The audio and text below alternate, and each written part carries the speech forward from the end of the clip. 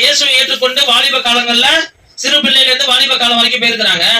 அதுக்கப்புறம் ரட்சிக்கப்படாத ஒருவனை மேரேஜ் பண்ண பிறகு அந்த ரட்சிக்கப்படாதவங்களை பண்ணினாங்களே ஒழிய அவங்க ஆண்டவரை ஆராதிக்கிற அந்த குணம் அவங்களை விட்டு மாறவே இல்லை. அல்லேலூயா.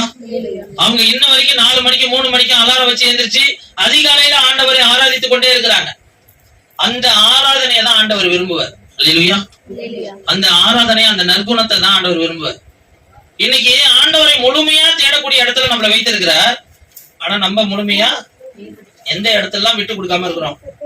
இன்னைக்கு நம்மளோட பலன் எங்க போகுதுன்னா அங்கதான் போகுது.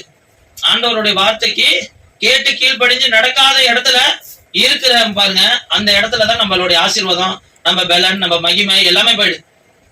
நம்மளுக்கு வச்சிருக்கிற ஆண்டவர் வச்சிருக்கிற வழியே தெரியாம போயிடுது. நான் எந்த பாதையில நடக்கணும் ஏன் ஒரு தேவ பிள்ளைக்கு தெரியலன்னா காரணம் ஒன்னே ஒண்ணுதான், ஆண்டவர் வார்த்தையை கேட்டு கீழ்ப்படிஞ்சு நடக்கிற குணம் நம்மளுக்கிட்ட இல்ல.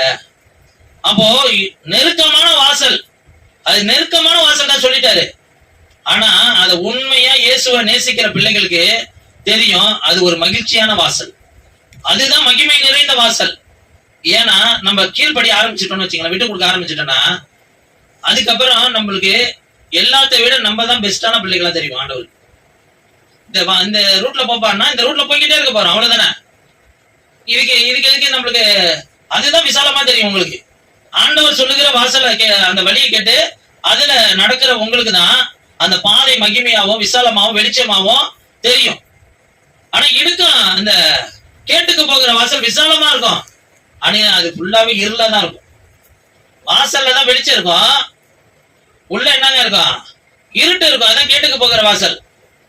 ஆனா ஆண்டவருடைய வாசல், ஆண்டவரை உண்மையை பற்றி கொண்டு இருக்கிற பிள்ளைகளுக்கு ஆண்டவர் வழிகாட்டுவார். போதுப்பா, சின்ன ஒளி, அந்த ஒளியிலே போ அப்படின்னாருன்னா அதுல கொஞ்சம் விலகி பாத்தீங்கன்னா அது மகிமையான ஒளி நிறைந்த வாசலை காட்டும். காலையில எழுந்த உடனே கேட்ட திறந்தா எப்படிங்க சூரிய ஒளி பிரகாசிக்குது, அது வரைக்கும் நம்ம சாதாரண லைட்டுக்குள்ளதான் இருப்போம் வீட்டுக்குள்ள. அது திறந்தா அந்த சூரிய ஒளி அடிக்கிற அந்த ஒளி பிரகாசமா இருக்கும். இன்னைக்கு நம்ம அந்த நெருக்கத்தின் பாதையில போக விட்டு கொடுக்க மனதில்லை. இப்ப நீங்களும் நானும் இன்னைக்கு விட்டு கொடுக்கிற இடத்துக்கு வந்துடணும்.